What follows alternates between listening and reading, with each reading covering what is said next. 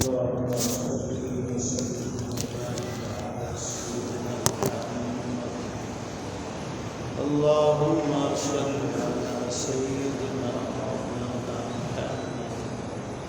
وعلى آله وصحبه وبارك وسلم.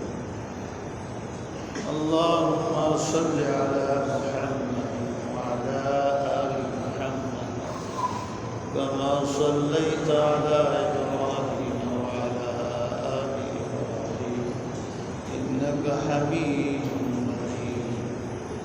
اللهم بارك على محمد وعلى آل محمد كما باركت على إبراهيم وعلى آل إبراهيم إنك حميد مجيد. بسم الله الرحمن الرحيم.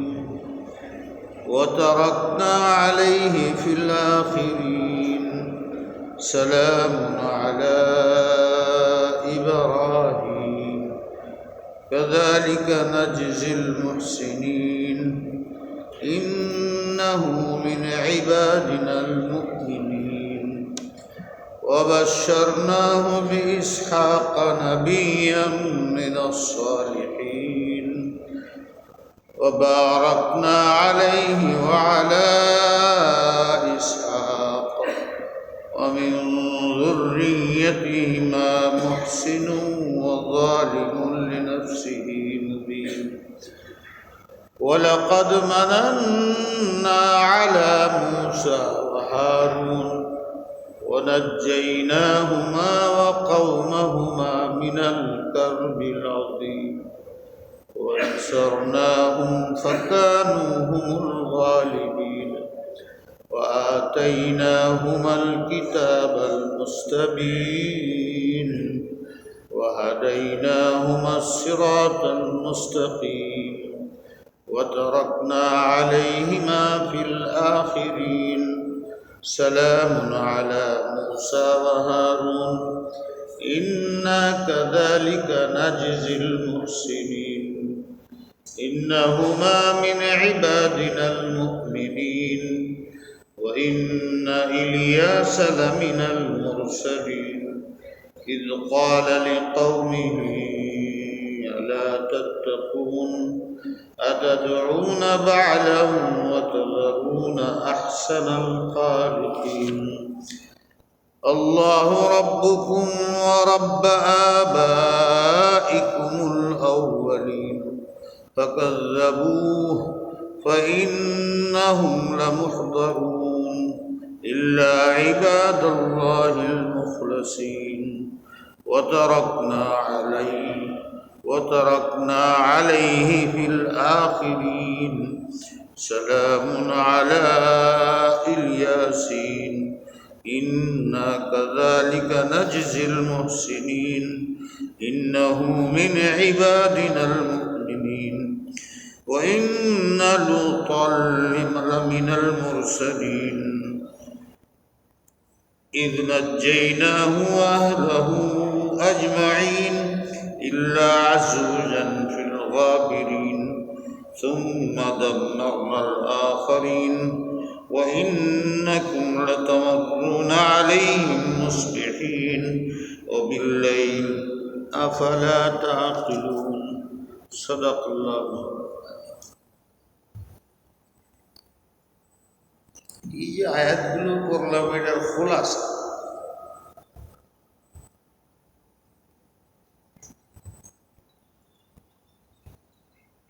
আল্লাহ জাল্লা শানু এখানে নবীদের কথা উল্লেখ করছে। প্রসিদ্ধ নবী তারা, রাসূল তারা, মানুষে জানে নবীরা মাসুম হয়। আল্লাহ মানুষকে কেন সৃষ্টি করছেন কোরআনে বারবার বলা হয়েছে। আমরা নিজেরাও জানি আল্লাহ কেন সৃষ্টি করছে, জানি না আমরা? আল্লাহ পাক আমাদের কেন সৃষ্টি করছে বলেন না?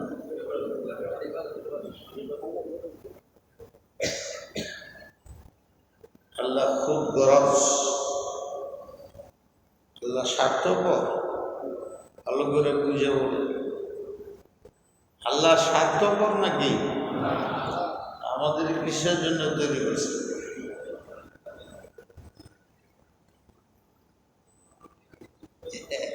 প্রথম জবাব দিলেন, এখন চুপচাপ বললেন না। এই জন্য ওনার আবাদতের জন্য তো এটা বলেন না, কে সাহস করে একটা শব্দ বাড়াই দিছে।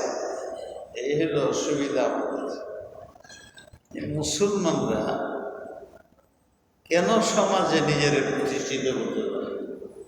কথা ডাইনবাও করলে আর যাবে, গভীরভাবে সবকিছুই লেখাপড়া করে, কিন্তু কোরআন শরীফ এটা মনে করে আমার আল্লাহ আপন দিছে, বিবেচনা দিছে, আমি নিজেই বুঝি। আজি আমি আপনাদের কাছে জিজ্ঞেস, আল্লাহ জাল্লা শানু আমাদেরকে কেন সৃষ্টি করেছে? জুড়ে বলে, ওনার উদ্দেশ্য আছে না নাই? আল্লাহ তাহাইলে স্বার্থপর, উদ্দেশ্য সফলের জন্য বানিয়েছে, মনের চাহিদা পূরণ করার জন্য বানিয়েছে। স্বার্থপর, আমরাও স্বার্থপর, তিনিও স্বার্থপর।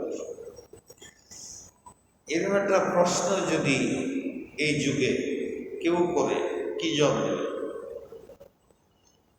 করতেছে তো। এই ধরনের প্রশ্ন করেই তো মানুষে বিভ্রান্ত করে। একটু সামান্য কথা মুসলমানে বুঝে না, বুঝাইতে পারবে, আটকে যায়। একদিকে আমাদের আকীদা আল্লাহ স্বার্থপর না, উনি আমাদের থেকে কিছু চান না, উনি মুহতাজ না, উনি মুখাপেক্ষী না, উনি স্বনির্ভরশীল, সব শক্তিশালী, যা ইচ্ছা তা পারেন, যখন পারেন, যেমনি পারতেন, এত শক্তিশালী। সে কারো মুখাপেক্ষী না, কারো কাছে কিছু চায় না, তার কোনো উদ্দেশ্য নাই। এই বলছে। আরেক আয়াতে বলে, ওমা খালাকতুল জিন্না ওয়াল ইনস ইল্লা লিয়াবুদুন। আরবিতে ইল্লা আসে যদি প্রথম না, পরে হা, মধ্যে আমরা বলি না জায়েজ নাই তবে, তবে মানে নায়ের পরে তবে আসলে কি হবে? জায়েজ। হারাম খাওয়া জায়েজ নাই, তবে যদি মৃত্যুবরণ করতেছে এমন অবস্থা হয়ে যায় পিপাসার কারণে, তো হারাম শরাব খেতে পারে।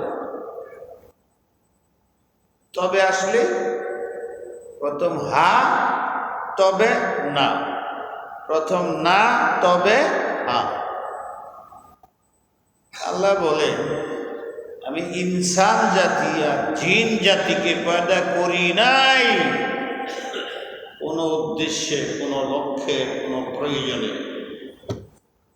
করি নাই। তবে ইল্লা মানে কি? তবে লিয়াবুদুন, যাতে সে আমার ইবাদত করে।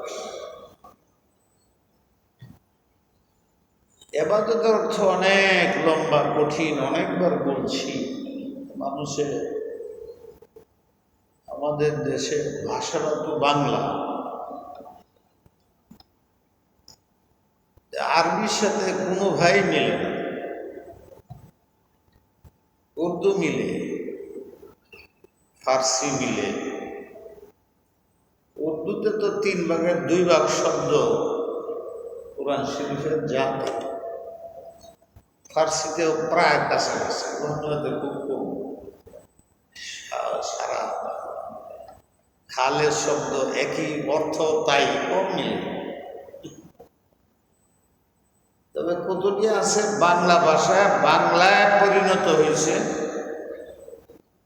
অথচ এটি বাংলা শব্দ না, এরা অনেক আছে।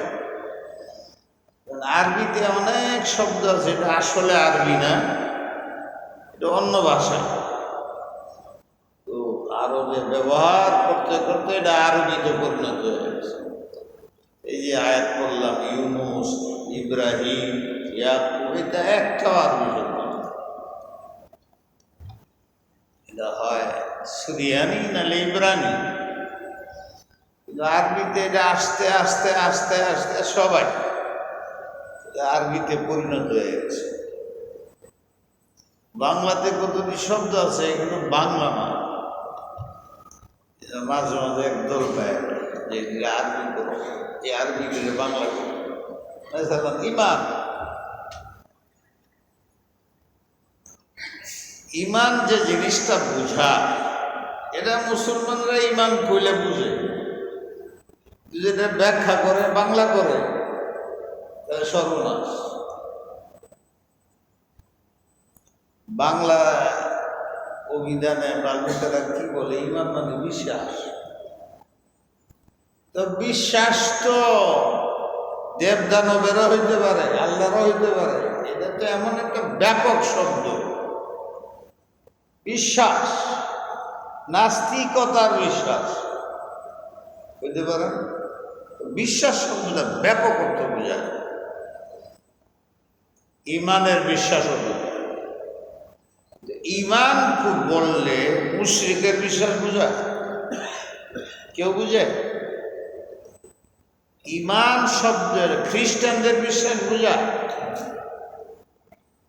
ইমান শব্দ ব্যবহার হয় বাংলাতে, সবাই বলে ইমানদার, ইমান, এটা বাংলায় পরিণত হয়ে গেছে। বাংলায় যখন লিখি সেখানে লিখি ইমানদার ব্যক্তি, এটাই লেখার কথা। মুসলিম শব্দের অর্থ কি? বাংলা যদি বলেন যে একজনে করছে ভদ্র, মুসলিম মানে ভদ্র। ভদ্র তো কাফেরও হয়, মুসলমানও হয়। এই অর্থটা বাংলায় ঠিক হয় নাই। বাংলায় এটার অর্থ হইতে পারে নিরাপদ, যে ধর্মে নিরাপত্তা আছে, সালামত, নিরাপদ। কিন্তু নিরাপদ তারাই হলে যারা ভদ্র হয়, এই জন্য লিখছে ভদ্র, মুসলিম অর্থ ভদ্র। এন বলেন যে নামাজ পড়ে না সেও মুসলিম, শরাব মদ খায় সেও মুসলিম, বাংলা অর্থ। আর যদি আমি আরবি বলি মুসলিম, এমন কেউ আছে যেটার অর্থ বুঝে না? মুসলিম তাকেই বলে যার মধ্যে ঈমান আছে, আল্লাহকে মানে, আল্লাহ রাসূলকে মানে, কোরআন মানে, হাদিস মানে, করতে পারুক আর না পারুক এটা গুনাহ, এটা নেই, এটা ধর্ম বোঝায়। এটা বাংলা করলে হবে ইয়ং মানে যুবক, আরবিতে এটার জন্য শাবাব। ইয়ং মুসলিম সোসাইটি একটা আছে, এখনো বিভিন্ন জায়গায় আছে, তারা বইয়ের নাম লিখছে ইয়ং মুসলিম সোসাইটি, ব্র্যাকেট ভদ্র যুব সমাজ। ইয়ং মুসলিম সোসাইটি এইটার বঙ্গানুবাদ করছে ইংরেজি ভদ্র যুব সমাজ। মুসলিম মানে ভদ্র, এজ এ ভদ্র যুব সমাজ, যুব মানে স্বভাব, এদের বাংলা করছে যুব, সোসাইটি মানে সমাজ, ভদ্র সমাজ, মুসলিম সমাজ, এটা ভদ্র সমাজ, ভদ্র যুব সমাজ। তো ভদ্র যুব সমাজের মধ্যে খালি মুসলমান বোঝায়? ওই বুঝাইতে চাইলাম শব্দের পার্থক্যে অর্থের পার্থক্য। কোনো ভাষা যে বইটা লেখা হয় এটা অনুবাদ করলে অর্ধেক জায়গা, অর্ধেক জায়গা। কোরআন শরীফ অনুবাদ করেন যদি অর্ধেক আছে আর অর্ধেক নাই, তা আপনি শুধু এটা বাংলা উর্দুতে করে পারবেন কোরআন শরীফ বুঝতে? দুনিয়ার তাই তো বুঝি না, আল্লাহর এত কালাম কেমনে বুঝব? মুশকিল। আল্লাহ আমাদের বুঝ দান করে। আমি বলতেছিলাম তো আমরা তো এটাই জানি যে আল্লাহ আমাদের ইবাদতের জন্য তৈরি করছে। কেউ কেউ যখন এটার অর্থ করে দেখবেন বলে আল্লাহর গোলামের জন্য তৈরি করছে, বলে না? আমরা কিসের জন্য তৈরি হয়েছি? আল্লাহর গোলামি করার জন্য। এখন গোলাম কাকে বলে বাংলাতে? সব কিতাবে দেখেন রসুলের যুগে, পরবর্তী যুগে, আগের যুগে গোলাম আছে, ওদের অনুবাদে লেখা আছে কৃতদাস। যদি এই অর্থ করা হয় যে আল্লাহর গোলামি করার জন্য, তাহলে আমরা আল্লাহর কৃতদাস। তো কৃতদাস এটা কি সম্মানজনক শব্দ না অসম্মানজনক?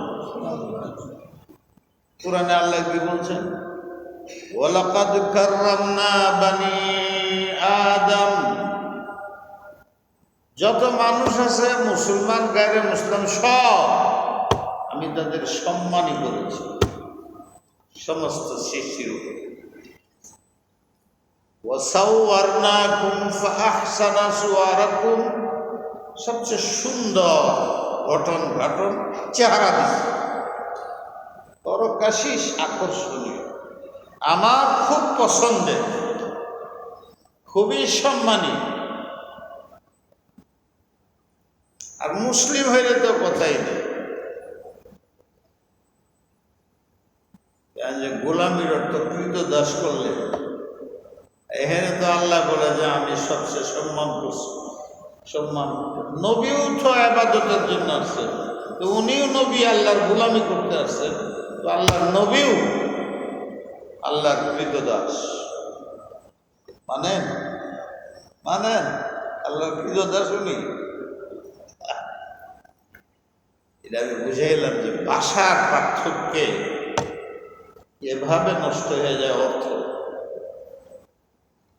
এই জন্য আমি পারি না, তো তবু বলি যে না, গোলামি কথা বলো। স্বাভাবিক দুনিয়ার মানুষের গোলাম, আসলে গোলাম আরবিতে আরেক করতে আসে। ইয়াহিয়া আলাইহিস সালাম সবার সম্বন্ধে গোলামুন হালিম, আমি সুসংবাদ দিলাম হে ইয়াকুব, অতি সম্মানী তোমাকে একজন সন্তান দিলাম। ইয়াহিয়া ইয়াকুব তারা খুব সম্মানী। আরবিতে গোলাম আরেক করত, বড় মুশকিল, খুবই মুশকিল। আল্লাহ আমাদের বুঝবার আব্দিয়াতের অর্থে মানুষের গোলামি করে। তারা ভিজ্ঞ আলেম, তারা তাদের কথার মধ্যে বললেও বলে দেওয়া উচিত যে আব্দিয়াতের অর্থ যে গোলামি করলাম, এটার অর্থ এই না যে কৃতদাস। এটার অর্থ আল্লাহর জন্য পাগলে সাদা সিধা কথা। যে যার জন্য পাগল হয়, ভালোবাসা, সে আর কিচ্ছু বোঝে না। এইরকম যদি হয়ে যায় আমি আল্লাহ, তো আল্লাহ আমাকে ঘৃণা করবেন, কৃতদাস বানাইবেন না মহাব্বত করবেন? তো উনিও করবেন, আমিও করব। সাদা সিধা আল্লাহ আমার প্রেমাস্পদ, বান্দা তার প্রেম, অথবা বান্দা প্রেমাস্পদ, আল্লাহ প্রেম। প্রেম আর প্রেমিকের মধ্যে, প্রেমাস্পদের মধ্যে যে সম্পর্ক আমার আল্লাহর সাথে, সেই সম্পর্ক, এটা অসম্মানী হইল না সম্মান হইল? আল্লাহ যা করতেছেন আমাদের জন্য, এটা কি কৃতদাসের কারবার করতেছেন না প্রেমাস্পদের কাজ করতেছেন আমাদের সাথে? এইভাবে না বুঝাইলে তো বিরাট আশকা প্রশ্ন।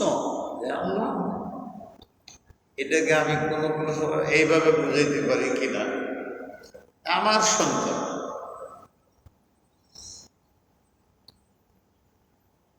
কিভাবে বুঝাবো? আমারটা দিয়ে বুঝি। আমি গুলশান মসজিদের খতিব, এই মেম্বারটা বসে ইসলামের আলোকে এইটা ওই রাষ্ট্রপতির আসনের চাইতে বেশি দাম। কেউ হা করবেন না, বলবেন না, আওয়াজ আছে আমাদের, মনের বিশ্বাস নেই।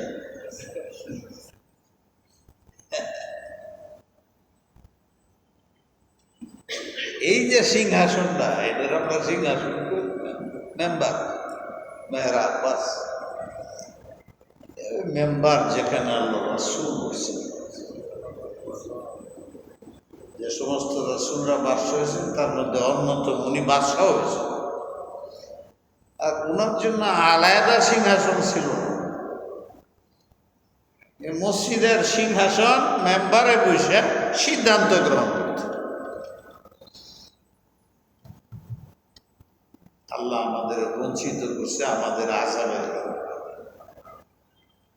আমাদের বেঈমানির কারণে। মানে তো এখানে বসে সিদ্ধান্ত, যার এই যোগ্যতা আছে এখানে বসে সিদ্ধান্ত নিতে পারে, সে হবে সিদ্ধান্ত দেবে। অনেক আগেই হারায় ফেলছে। আদৌ কি জীবনে এটা হবে কিনা? হবে, কারণ একবার হাদিসে আইছে একটা জমানা কিয়ামতের আগে আসবে, আবার এই মেহরাবে বসেই সিদ্ধান্ত বোঝায়। মানে আমরা মধ্যে এটা পাব, যে সমস্ত আলামত লিখছে ওই সময়ে, এই আলামতের একটাও এখনো বাইর হয়, একটাও না। বলে টলে না মানুষে অনেক কথা, যে এই হয়েছে এই মনে হয়, এই হয়েছে এই মনে হয়, কেমন কথা, এইটা জোশিলা মানুষের জোশিলা কথা। আমি যখন, আমার মনে আছে 8-10 বছর, তখন থেকে শুনতেছি যে মাহাদি এসে গেছে। গণনা করলে হাজার হাজার মাহাদির নাম এই দুনিয়াতে আসছে, এবং তার ফলোয়ারও আছে, এখনো আছে। এখন তো বলে আইসেই গেছে। ওই মাহাদি তো দেখি না। 10 বছর 12 বছর শুনতেছে, এখন 80 বছর বয়স কাছাকাছি। ওই মাহাদি তো দেখি না। কিছুদিন আগে আরেক মাহাদি বেরিয়েছে, একদম উলট পালট করে গেছে। এটার আসরকে সৌদি আরব করে গেছে। সৌদি আরবে পেরেশানি করেছে যে আপনার বাসায় যে মাহাদি এসে গেছে, ফৌজ বাড়াইছে সীমান্তে, আরো মানুষ যাওয়া বন্ধ করে দিয়েছে, হজ করা এইটা করতেছে কেন? বলে মাহাদি এসে গেছে। এমন বুকার দল পৃথিবীর মানুষ, হাদিস কোরআন পড়ে। এই মাহাদি এসে যায়, এই নবী এসে যায়, একদলে বন্ড পীরের তো শেষ নেই। তারা জোর আছে সমাজের বেশি। আল্লাহ আমাদের হেফাজত করে।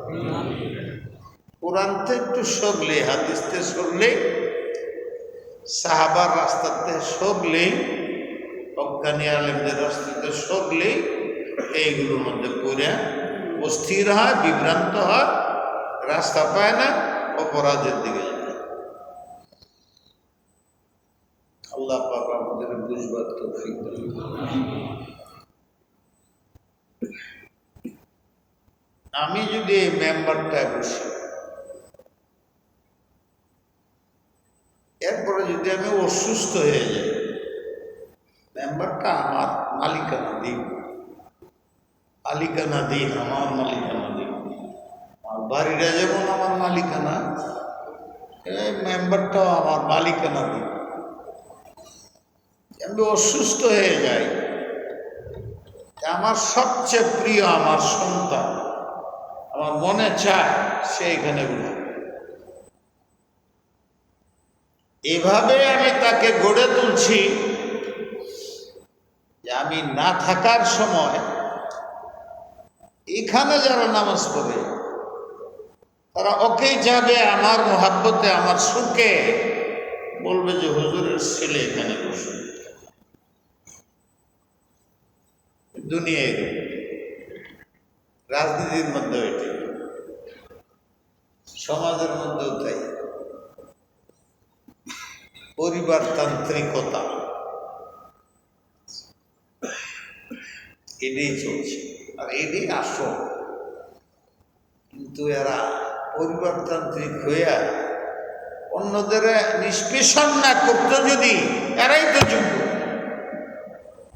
আমি ইমামতি করি, আমার ছেলেই ইমামতি করতে পারবে, কারণ সেটা দেখছে কিভাবে করতে, সব জানে, সব বুঝে।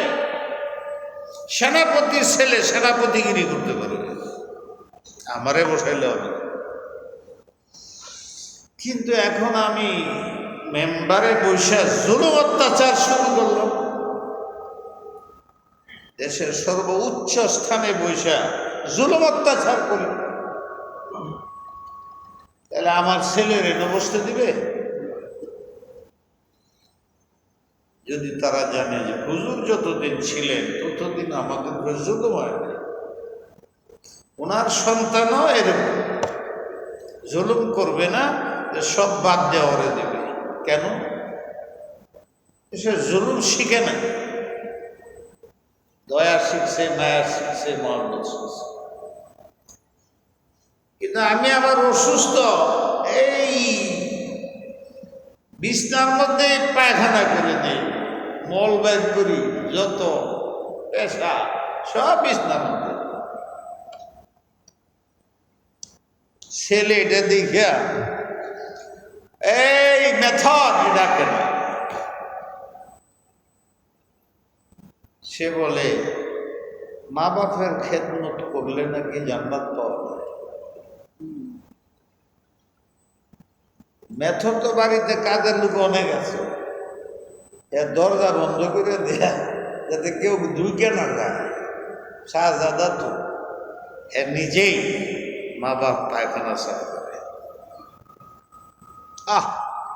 এমন ছেলে, সে নিজের জন্য ধন্য, গৌরব, সফলতা বুঝতেছে আমার আব্বার পায়খানা আমি সাফ করব। এবং সে করতেছে, তারে আপনারা কি বলবেন? হুজুরের সামার মেথর কি বলবেন? হুজুরের অসম্ভব প্রিয়। হুজুরকে তার ছেলে অনেক মোহাব্বত করে, ভালোবাসে। সাফ করতেছে পায়খানা, যেটা করে মেথরে। হযরত কাসিম নানুতুবি রাহমাতুল্লাহ আলাইহি, দেওবন্দের প্রতিষ্ঠাতা, আপনারা জানেন। আমার আব্বা অসুস্থ হয়ে গেছেন, মাদ্রাসার কারণে যাইতে পারে। আবার ওনার নিজের কোনো বাড়িঘর নেই। আমরা তো নাম তো লই, কিন্তু কাজ তাদের মতো।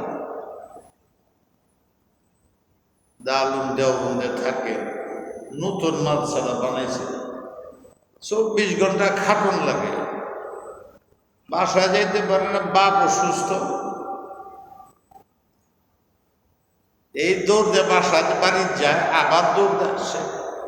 পরে শেষ সিদ্ধান্ত নিল আব্বাকে মাদ্রাসার কাছে নিয়ে আসো, তাইলে সারাদিনে 2-4 বার এসে দেখতে পারবো আব্বার খেদমত করে। এমনি কাছের নাম দূরে হয় না, সব এলেমের দ্বারা হয়। নিয়ে আসছে, রাখবে বাসা ভাড়া দেবে, পয়সা দেবে। ওনার এক ছাত্র আছে, ওর বাসা ছিল, মাদ্রাসার সাথে, তোমার বাসায় আমার আব্বা থাক। হুজুর আপনার আব্বা আমার বাসায়, তো আমার ভাগ্যের কথা।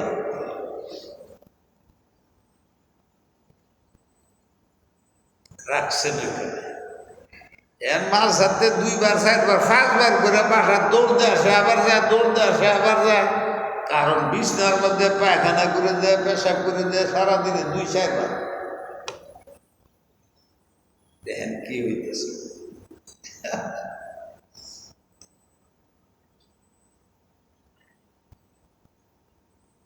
একদিন পায়খানা পেশাব করে দিছে, আমার আসতে দেরি হয়েছে,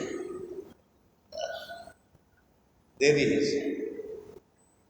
এর মধ্যে ওই যে বাড়ির ছাত্র আছেন না, হ্যাঁ খালি সুযোগ তালাশ করে, সুযোগ তালাশ করে, সুযোগ তালাশ করে যে উস্তাদজির আব্বার যদি খেদমত করে দিতে পারি তাহলে আমি জান্নাত।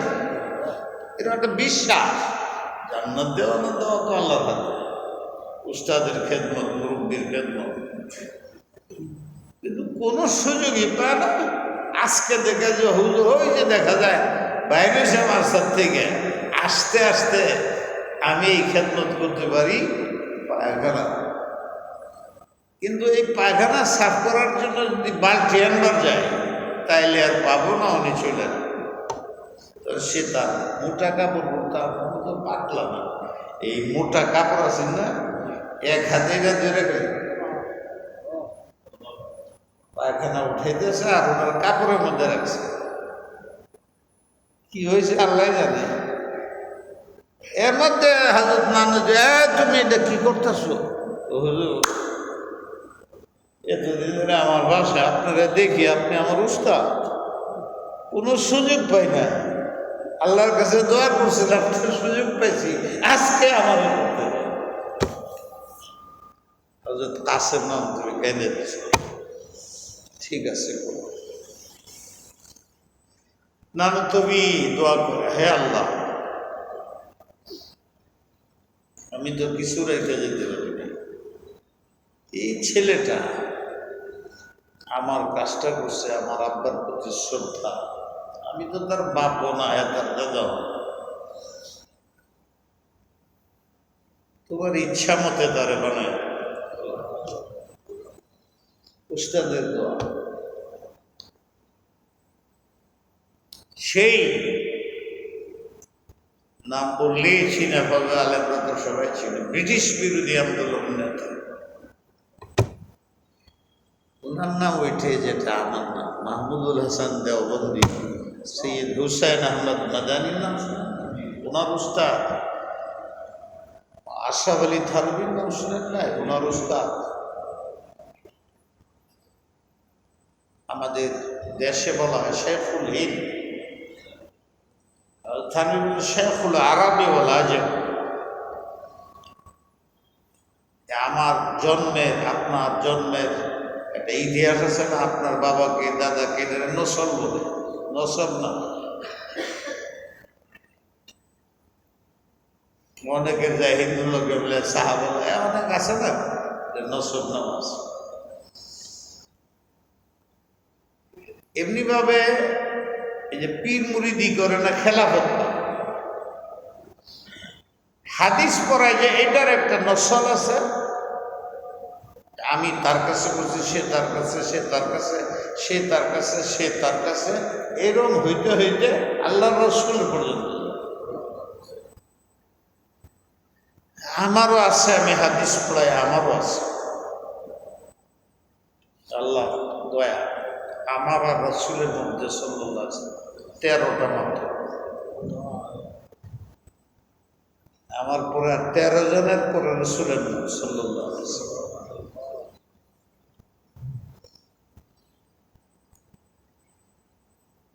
শেখুল হিন্দকে শেখুল আরব আল আজম বলে, যে পৃথিবীর মধ্যে বিশেষভাবে এশিয়া, ভারতবর্ষ, পাকিস্তান, ইন্ডিয়া, নবী পর্যন্ত হাদিসের সম্পর্ক, সেলসেলা, ধারাবাহিকতা শেখুল হিন্দ হযরত মাহমুদুল হাসান দেওবন্দি ছাড়া নাই।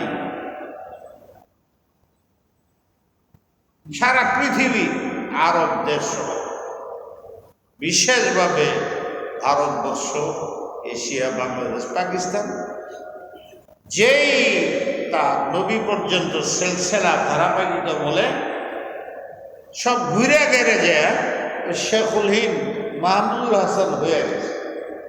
সব তার ছাত্র, সব তার ছাত্র। আমরা দেশে সব তার ছাত্র, ছাত্রের ছাত্র, ছাত্রের ছাত্র।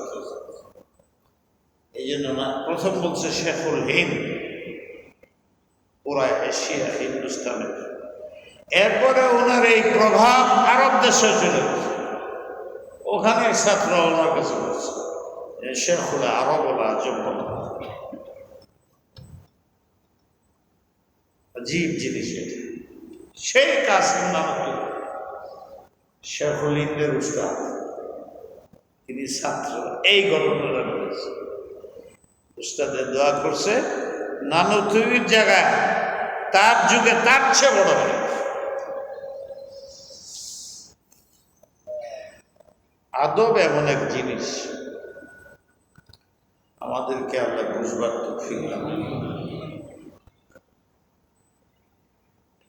এখানে ছেলে যে এই কাজটা মেথরগিরি করতেছে, সে কি মেথর না আমার প্রিয়? আর ছেলে যে আমার পায়খানা সাফ করতেছে, আমি কি তাকে মেথর বলবো না আমার প্রেমাস্পদ? বাপ খুশি না না খুশি? বাপেও বলে আরে না আমার কাজের উঠাতে না, আব্বা আপনার সন্তান আমি করলে এটার বদলা পাবো। আমি আল্লাহ আমারে আদেশ করছে আপনার সম্মান করতে, খেদমত করতে, এটা আর কারো করতে দিব না, আমি নিজেই করব। এই সুযোগ পাইলাম। এই সন্তানকে আপনি গোলাম বলবে? কি বলবে? যখন আব্বা আছে আব্বায় বসে, আব্বা অসুস্থ, এখন আব্বার ছেলে বসে বাসার ভিতরে। আব্বার এনতায় দেখলে দেখা যায় মেথর, আর এখানে জুমার দিন দেখা যায় সে আব্বার জায়গায় বাদশাহ। আমরাও তাই, আমরা নিজেরা আল্লাহর কাছে নিজেরা মেথর মনে করি। এটাকে তাওয়াজু বলে। যত বড় এলেম হয় তত বেশি তার মধ্যে অহংকার থাকে। আমি যেন আমার নিজেরকে মেথর বলি আল্লাহর নামের উপর। ওনার মেথরও যদি হইতে পারি, উনি যেখানেই যাবেন মেথরের সাথে লয়ে যাবেন। উনি খাইলে মেথরে খাওয়াবেন, যেখানে শুইবেন কাছাকাছি মেথরে শোয়াইবেন। মেথর হয়ে যদি আল্লাহর কাছে থাকতে পারি আমি ধন্য। আমার নিজেকে মেথর মনে করি, কিন্তু আল্লাহ আমাকে আবার প্রেমাস্পদ মনে করে। যে কাজটা দুনিয়াতে এসে আল্লাহ নিজে করতে, এটা উনি আপনাকে আর আমাকে করতে দিচ্ছে। যে কাজটা বাপে করত, এটা তার মেথর ছেলেকে দিছে। তাই গোলামির অর্থ হইল প্রেমাস্পদ, প্রেমিক। তাইলে আল্লাহ যে বলছে সম্মান দিছে, এটাও ঠিক।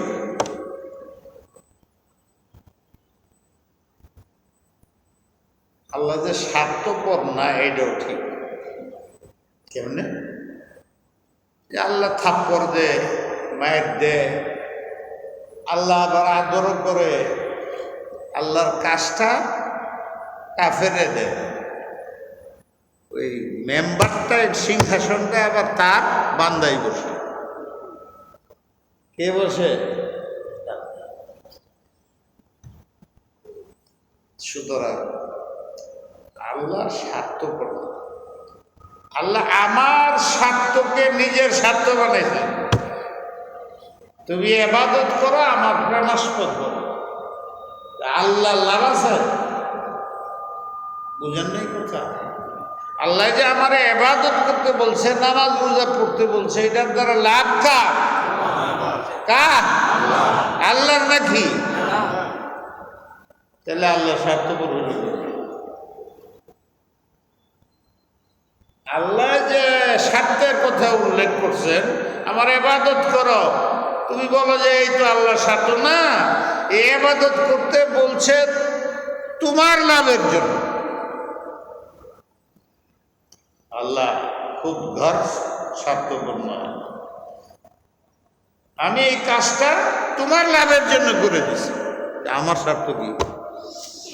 তো আল্লাহ বান্দারে যে ইবাদত করতে বলছে, এটা ওনার মনের স্বাদ মিটাইবার জন্য নয়, বান্দার মনের স্বাদ মিটানোর জন্য। তাহলে প্রশ্ন থাকে যে আল্লাহ খুব গরজ স্বার্থপর? যদি আলেম থেকে থাকেন তাদের জন্য বলছি, এটা দুই প্রকার, স্বার্থ দুই প্রকার। একটার পরে গর্জ লিনাফসিহি, আর একটার বলে গর্জ লিগাইরি। এই যে আমি বাজার থেকে কাপড়টা কিনে আনলাম, তার জন্য, আমার ছেলের জন্য। তাহলে কাপড় কিনাটা আমার লাভের জন্য না, আমার ছেলের লাভের জন্য। এইটা আল্লাহ ঠিক আছে। আল্লাহ আমাকে তৈরি করছেন আমার লাভের জন্য, ইবাদত করতে বলছে। কাপড়টা আমার জন্য আল্লাহ কিনে আমার দিয়ে দিচ্ছেন, আল্লাহ সাল্লাম নেই। বান্দার উপকারের জন্য আল্লাহর গরজ, আল্লাহর চাহিদা আমার বান্দার ভালো হোক, আমার না। এক কুঠিবার আল্লাহ সিজদা করে থাকলে আল্লাহর বিশুর পরিমাণ মর্যাদা বাড়বে? সারা পৃথিবীর সব কাফের হয়ে যাবে একসময়। একবার আল্লাহ শব্দ পৃথিবীতে উচ্চারিত হবে না, তখন আল্লাহর শক্তি কমে যাবে। তো কিয়ামত হইব কেমন? কিয়ামত কে ঘটাইবে? আল্লাহর শক্তি ওই জন্য আরো বেশি প্রকার। যে আয়াতগুলো বললাম, এই আয়াতগুলো প্রতিটা আয়াতের কাছে দিয়ে খালি এই কথা আছে, এই নবীরা সবাই আমার গোলাম ছিলেন। এই গোলামের অর্থ কি? প্রিয়। সুতরাং তোমরা প্রিয় হয়ে যাও। যদি প্রিয় হয়ে যাও, তোমরা অমর হয়ে যাবে। তোমরা ইব্রাহিমের ঘটনা 3 তফসির আগে শোনো নাই? কি ত্যাগ করছে আল্লাহ। ওয়াতারাকনা আলাইহি ফিল আখিরিন, ওয়াতারাকনা আলাইহি ফিল আখিরিন। পৃথিবী ধ্বংস হয়ে যাবে, কিন্তু ইব্রাহিমের নাম দুনিয়াতে থাকবে। আছে না নাই? সালামুন আলা ইব্রাহিম, আমি আল্লাহ তার প্রতি সালাম পেশ করি। এটার অর্থ কি? তোমরাও ইব্রাহিমের উপর সালাম পেশ করো। আমরা নামাজের তাশাহুদের পরে যে দুরূদটা পড়ি, এটার মধ্যে আমরা সালাম পেশ করি না করি না? জানি না এটা কি।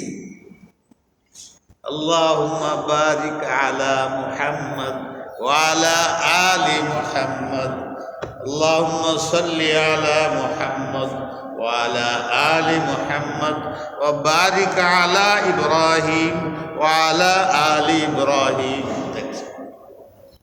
খবর নেই আমরা নামাজে অজ্ঞাতে সালাম পেশ করতেছি। আল্লাহ বলে, জানো আর না জানো, মুখ দিয়ে শব্দটি বাইরে হলে আমি মেনে নিলাম তুমি আমার প্রিয় ব্যক্তির জন্য সালাম পেশ করছো। কাযালিকা নাজজিল মুহসিনিন। কেন তোমরা জানো না? আগুনে ফেলাই দিছে। তারা তো পুরা ছাই করার জন্য ফেলেছে, কিন্তু আগুনের ক্ষমতা কার কাছে নিয়ন্ত্রিত? ওইটা বাগান হয়ে গেছে, তাদের বাগান হয়ে গেছে। এই তো আমার কুদরত। কেন আমি এটা করলাম তার ব্যাপারে, ইন্নাহু মিন ইবাদিনাল মুমিনিন, এর ছিল আসলেই আমার অনেক প্রিয়দের একজন। শুধু তাই না, 80 বছর বয়সে ছিল, আমার সন্তান নেই। যে সমস্ত কারবার গেছে, সন্তান থাকলে পেরেশানি মিটাইব না কি করব? এখন আল্লাহ তাকে আগুনেতে বাইর করে একদম নিরাপদ করে দিয়েছে। আল্লাহর কাছে উনি বললেন যে, আল্লাহ তুমি তো বললা যে আমার বংশ আমার নাম লইয়া থাকবে, ওই আমার তো বংশ নাই। وبشرناه بإسحاق نبيا من الصالحين। এক সন্তান ছিল হাজেরার ঘরে, এরপরে সে মক্কায়, পরে এটা জব হয়ে গেছে। কততে এই ঘটনা গেছে। আল্লাহ আরেকটা সন্তান দেন না।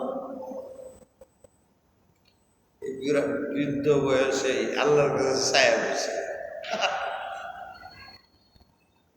জিবরিল আইসা খবর দেয়, ওয়াবাশশারনাহু বিইসহাকা নাবিয়্যাম মিনাস সালিহিন।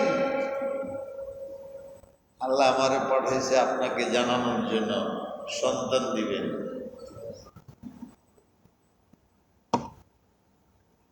কি বলো, চাইছি তো আল্লাহর কাছে, কিন্তু আমার বয়স তো 80, আমার স্ত্রী একদম বৃদ্ধা। এটাই তো আল্লাহ দেখাবে। স্বামী স্ত্রী বৃদ্ধ হইলেও আল্লাহ চাইলে সন্তান হইতে পারে। নিরাশ হইও না। অনেক মানুষ আমরা দেশে বাচ্চা হয় না করে তালাক দিয়ে দেয়। অনেক সময় স্বামী রাখতে চায় কিন্তু মা রাখতে চায় না, বংশ শেষ। আছে না? উচিত না। কে করছে এটা? কি জানো, আল্লাহ তোমার সন্তান দেয় কেন? তুমি ভালো মানুষ। যদি সন্তান হইতো, চুর ডাকাত বদমাস কাফের হইত। এই জন্য আপনারা জানেন যে খিজির আলাইহিস সালাম এক বাচ্চারে কতল করে দিয়েছেন, ছোট বাচ্চা। হ্যাঁ, মুসা আলাইহিস সালাম জিগাইলে, তুমি মারলা করে? নিষ্পাপ বাচ্চা, 7 বছর, কি জব করে দিলা তুমি? কারণ কি?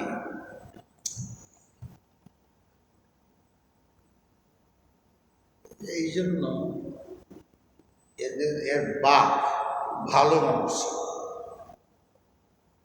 কিন্তু আমি আমার জানা মতে দেখলাম এই ছেলেটা বড় হইলে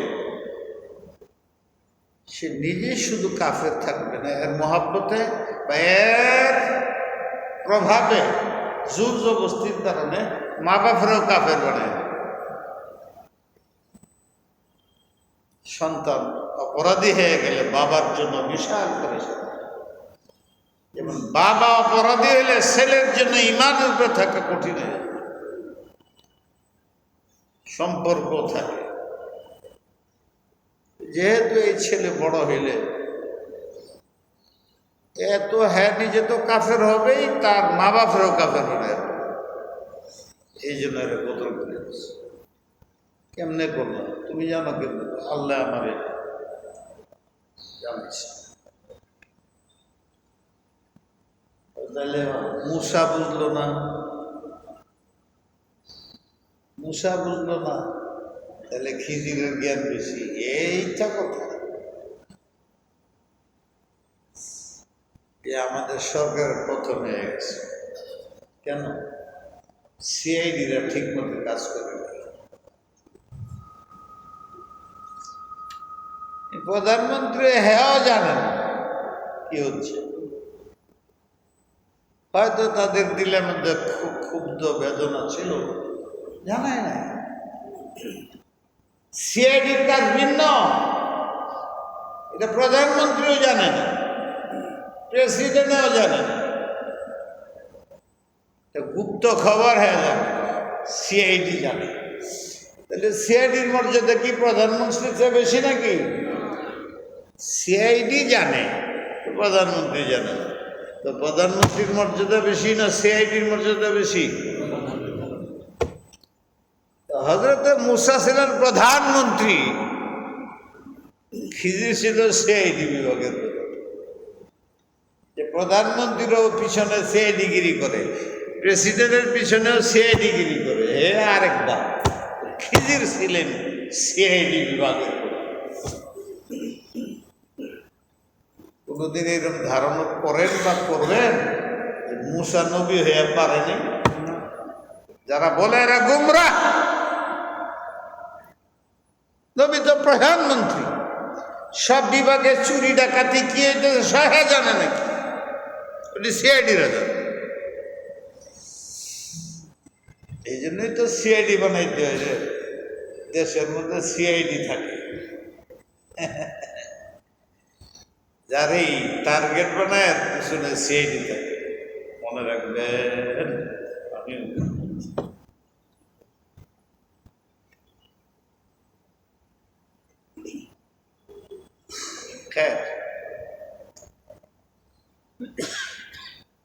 হযরতে আল্লাহর কাছে উনি এই জবাব দিলেন যে এটা তোমারে জানানো হয়নি, আসলে এই হবে, এই জন্য শেষ করে। আপনাকে যে আল্লাহ সন্তান দেয় নাই, এরকম বিপদ হলার সন্তানরা বাপের কাছে যান, জিজ্ঞাসা করে। এক বলে আল্লাহ, বা ভয়ে ভয়ে দোয়া করে, আল্লাহ সন্তান এর জ্বালায় বাঁচি না, মরে যা, পুলিশের খবর দেখে ধরে লে যা। এই বিপদে তো করেন নাই। তাই কাকে আল্লাহ কেন সন্তান দেন, কেন দেন না? আপনি বেশি বুঝেন, আপনার কল্যাণ না, আল্লাহ বেশি বুঝে। ও তো একটা মেয়ের সন্তান হচ্ছে না, একজন পুরুষের সন্তান হচ্ছে না, এটা কেন মেয়ে দেয় না ছেলে দেয়? কেউ দেয় না, আল্লাহ দেয়। কিন্তু আমাদের সমাজে এগুলো হচ্ছে, ছেলেকে দায়ী করে, মেয়েকে দায়ী করে, কইতে কইতে শ্বশুরবাড়ির শুদ্ধ ব্যক্তিরে দায়ী করে। উচিত না। এই সন্তান, দুইটা বিয়ে করলেন, চারটা পাঁচটা করলেন সন্তানের জন্য, একজনে 72টা বিয়ে করছে সন্তান হওয়ার জন্য, হয় নাই। ইমাম বুখারী শরীফের একজন হাদিস বয়ান করে, বর্ণনা করে, তার নাম হল মাসলামা। একসাথে 70 বিয়ে করছে। ওই 4টা করে বাচ্চা দিলে ছেড়ে দেয়, আর 4টা এরকম পড়তে করতে 70টা বিয়ে, বাচ্চা হয় নাই। আর যারা আবদাল হয়, এটা তো বুঝাইতে পারবো না, আমাদের বাচ্চা হয়। এটা একটা পদের নাম, তাকরিমি আল্লাহ, নবী, তারপরে আবদাল, ঘোষ, নকিব, হাওতা, ভাগ আছে। সরকারের যেরকম পদের ভাগ আছে, পুতু, এরকম ভাগ আছে। তার মধ্যে একটা হল আবদাল, তার সন্তান হয়। মৌলানা আশরাফ আলী থানভী এক বিয়ে করছেন, করে আবার বিয়ে করছেন, তার সন্তান হয় না, উনি সন্তানহীন। এই যে আমরা সাইয়্যিদুত তায়েফা বলি, মুহাজিরে মক্কি এমদাদুল্লাহ, হযরত থানভীর পীর, মদনীর পীর, গঙ্গোহীর পীর, সবার পীর, ওনারও বাচ্চা হয়। আমাদের নবী সাহেবের তো আরো জ্বালা, আরো কষ্ট। বাচ্চা হয়ে আর টিকে নেই। হ্যাঁ রে, না হয়েছে নাই হয়েছে, তো হয়ে আর টিকে নেই। জীবন দেওয়ার মালিক যিনি নেওয়া, তাই আল্লাহ এখানে শিখাবে তোমাদের নবী তার বাচ্চা টিকে নেই। যাদের বাচ্চা হয় না নবীর কাছে থাকে। আরো কত সাহাবি ওলিয়া আল্লাহ বাচ্চা নাই, ওরা যেভাবে আল্লাহ হয়েছে সুযোগে আল্লাহ হয়ে যায়, সন্তানদের চক্কর পেরেশানি নাই। কিন্তু এটার অর্থ এই নয় তাহলে হুজুর বাদ দিব না, না, তাহলে আবার নবীর উম্মত কইমা যাব। রাসূল বলছেন বিয়া করো ওই বংশ দেখে যে বংশের মেয়েরা স্বামীকে ভালোবাসে বেশি, যে বংশের ছেলেরা স্ত্রীকে ভালোবাসে বেশি। কেন? সাহাবীকে বললে হুজুর কেন? আমার উম্মত বাড়বে বেশি। তাজাওয়াজুল ওয়াদুদ আল ওয়ালুদ, ওই বংশে বিয়া শাদী করো এর খুব বাচ্চা হয়। আরে এটা কখন হবে? দুইজনের মধ্যে যত মোহাব্বত বৃদ্ধি পাবে তত বেশি মিলজুল হবে।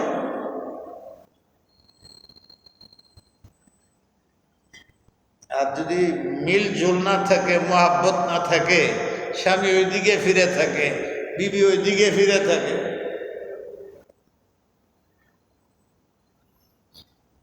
কাজী আল্লাহর কি ইচ্ছা। যেমন বিয়া শাদী পড়ায়, আর কেউ পড়ে না পড়ে, আমি কিন্তু পড়ি। তাজাওয়াজুল ওয়াদুদ আল ওয়ালুদ, শাদী করো ওই বংশে যে বাচ্চা হয়। বাচ্চা কখন বেশি হয়? যখন স্বামী স্ত্রীর মধ্যে উভয়ের ভালোবাসা। এসে বেশি বুঝে চাই না কেন বেশি ভালোবাসা হইলে বাচ্চা কেন বেশি হয়, এটা বুঝেন কেন?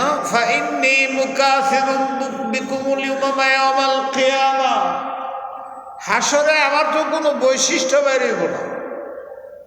আমিও নবী, সবাই নবী, আমার উপরে ওহী আছে, সবার উপরে ওহী আছে, আমার উম্মত আছে, সবারই উম্মত আছে, আমার কাছে কোরআন আছে, সবার কাছে সহিফা আছে। আমার বৈশিষ্ট্য বেশি প্রকাশ পাবে কেমনে জানো? যে পৃথিবীর সব নবীদের উম্মত মিলাইলেও আমার নবীর এক ভাগের এক ভাগ হবে না। আমার উম্মতের সংখ্যা এত বেশি হবে যে সব নবীর উম্মত মিলেও আমার নবীর সমান হবে না। কারণ আমি শেষ নবী আর আমার উম্মত বেশি, এইটাই হবে আমার বৈশিষ্ট্য। এই জন্য 4টে করে বিয়া করলে অসুবিধা নেই, তো 3টা সামলাই হলেন যে আমাদের বুঝলাম তো। কিন্তু অন্য অনেক দেশে, সৌদি আরব আছে, নতুন বিয়া করতে গেলে ওই মেয়েটা শর্ত লাগায়, হ্যাঁ আমি বিয়া বসতে রাজি আছি, কিন্তু আমার স্বামীকে আরেকটি বিয়া করতে, আরেকটি বিয়া করতে, 2টা করুক, 3টা করুক, 4টা করুক, এত ঝামেলা আমি এত পারবো না। এটা ওই সৌদি আরব রাষ্ট্রের সবগুলো চিন্তা। আমরা দেশে ওরে বাবা, একটার উপরে যদি আর একটা চিন্তা করে খালি তেই সর্বনাশ। একই দুনিয়ায় 2 ধরনের ভাবনা স্বভাব, কি করি আমরা না।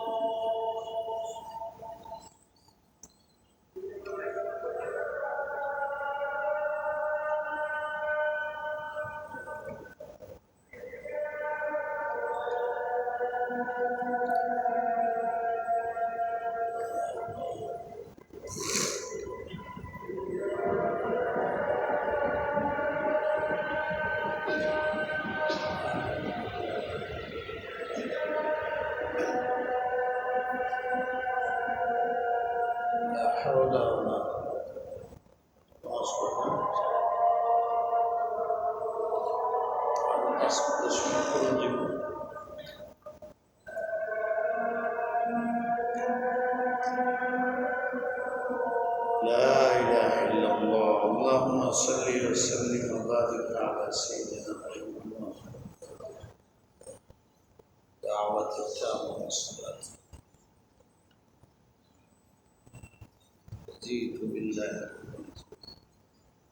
শুধু এই না যে তোমাকে সন্তান দেওয়া হবে অবশ্যরনাহু বিসাক বৃদ্ধ বয়সে তোমার দোয়া কবুল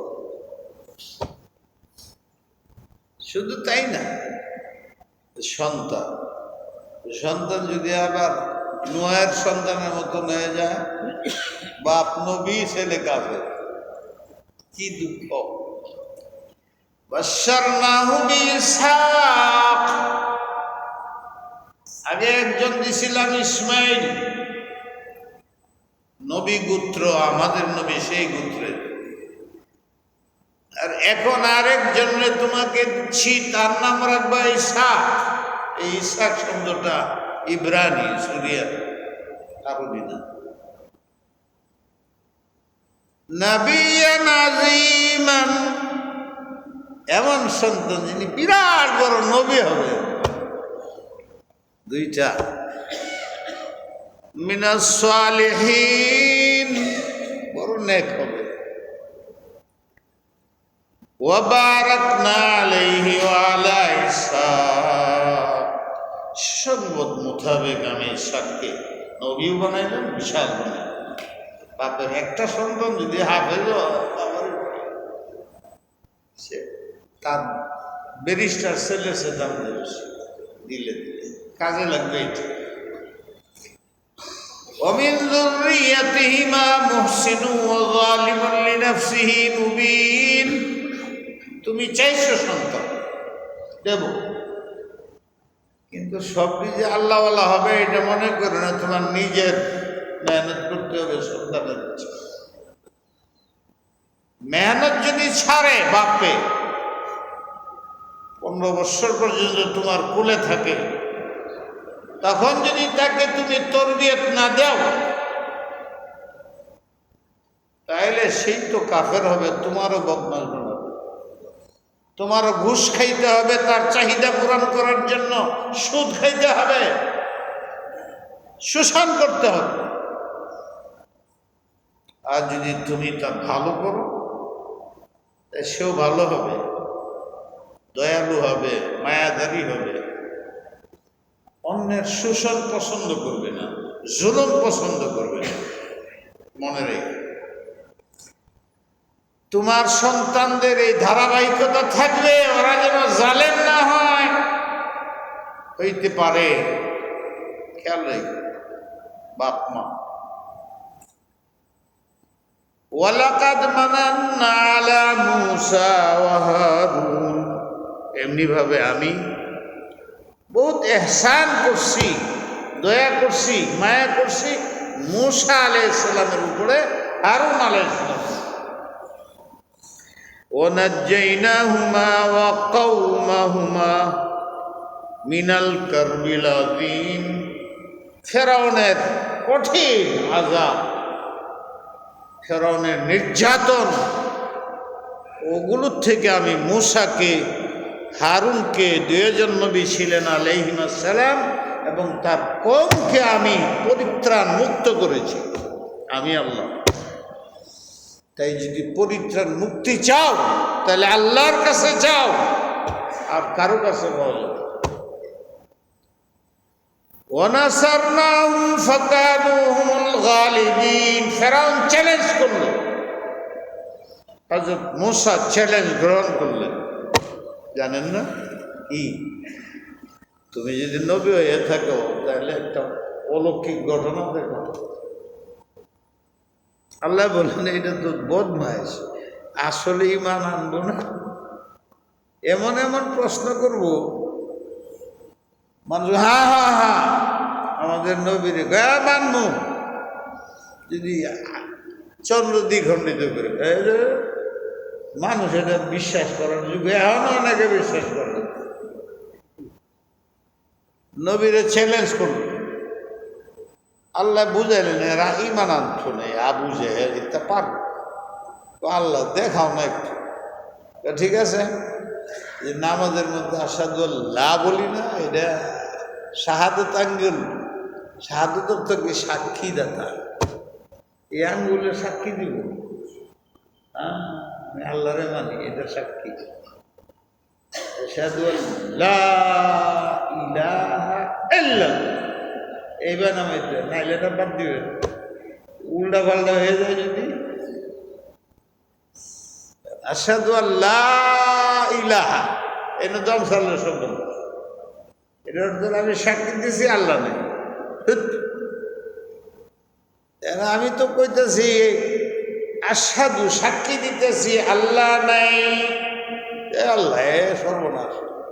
এর মুখ দিয়ে তো একসাথে দুই কথা বাইরে না, তাই আশহাদু আল্লাহ ইলাহা, মুখ দিয়ে বলতেছি আল্লাহ নাই, আঙ্গুল দিয়ে দেখাচ্ছি একজন আছে। দেখছেন, লা ইলাহা ইল্লাল্লাহর অর্থ হলে একজন আছে, এখন যদি আঙ্গুলটাও খারিতে দুইজনে। আশহাদু আল্লা ইলাহা ইল্লাল্লাহ, মুখ দিয়ে একটা বেরোছে, হাত নামাও। তো এত পেরেশানি করে লাভ নাই, বুঝবেন না, ওরা লেগে যাবো গা। ভালো করে শিক্ষা ঠিক মতে, আর না হলে এরকম যদি হয় আশহাদু আল্লা ইলাহা ইল্লাল্লাহ মানে আল্লাহ একজন, মুখ দিয়ে কইলাম আর আপনি আঙ্গুল দিয়ে দেখালেন দুইজন। বেশি সব হাসিল করতে যে আওলাদ লাগে, এটা করার আগে মস্ক করে লন আশহাদু,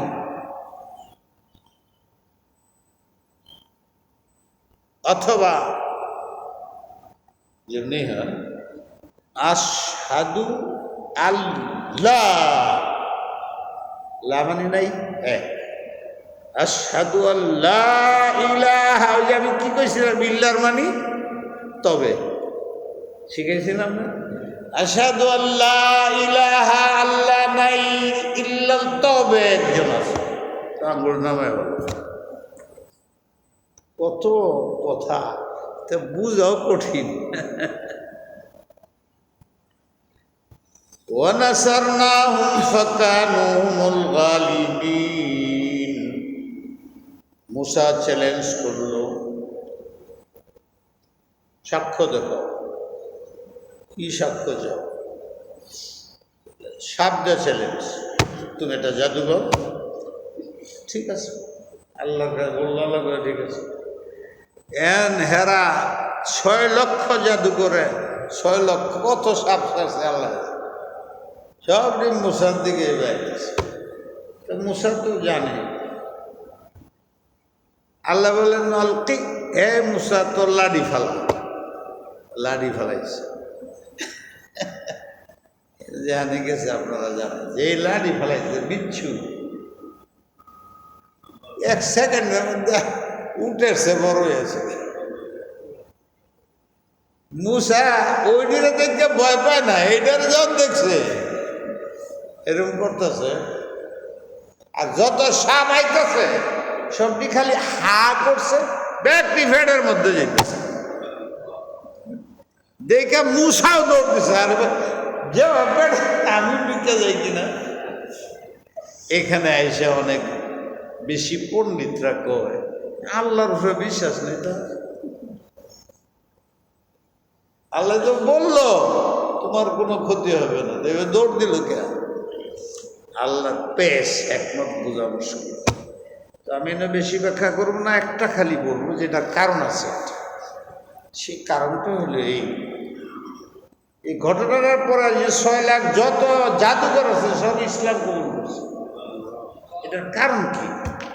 কারণটা ছিল জাদুকররা জানে যে কোনটা জাদু কোনটা জাদু নয়। জানে না? যখন মূসা দেখে দৌড় দিছে, তখন জাদুকররা বলছে যে জাদুকর না। যদি জাদুকর হইতো আমরা এতদিন সাপ ববেলাম না, হ্যাঁ ভয় পায়, তার সাথে হ্যাঁ ভয় পায়। এটা জাদুকর নয়, এটা আসলে আল্লাহ। এই সবাই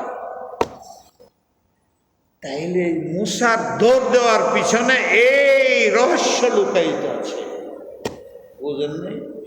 আরো আছে একটা বিষয়, ওয়ানাসারনাহুম ফাকানুহুমুল গালিবুন, আমি সাহায্য করেছিলাম বিদায় হযরত মূসা প্রবল গালেব হয়ে গেলেন, জিতে গেলেন।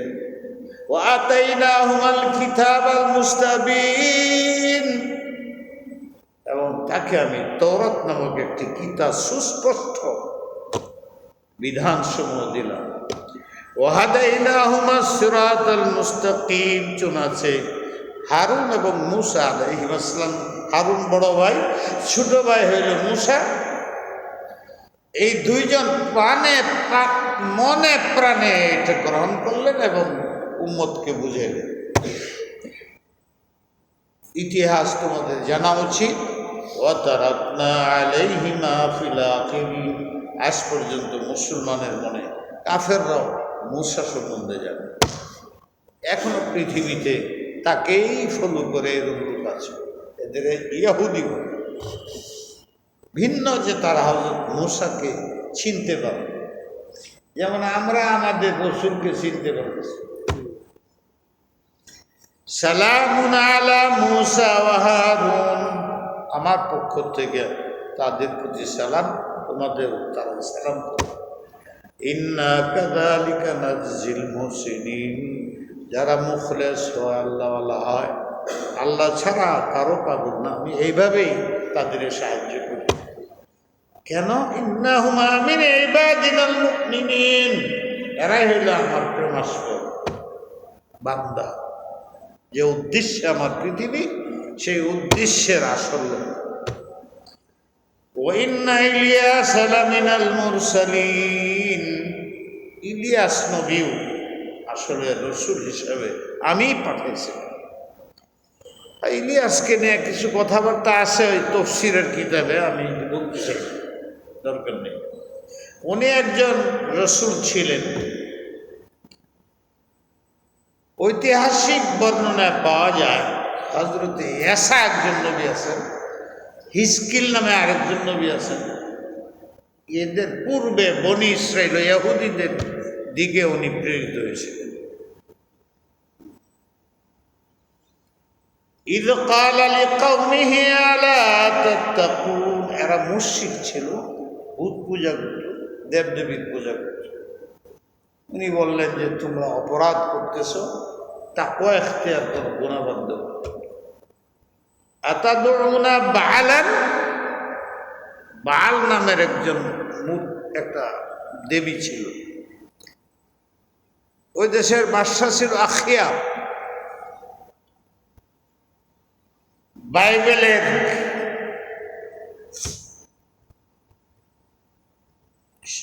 রাজা সব একটা অধ্যায় আছে, ওখানে লেখা আছে আখিয়াবের বিবি ইয়াজবিন, সেই ভূত বানাইছিল, এটার পূজা করত। আতাদউনা বাআলান, বাল ভূতের পূজা করো।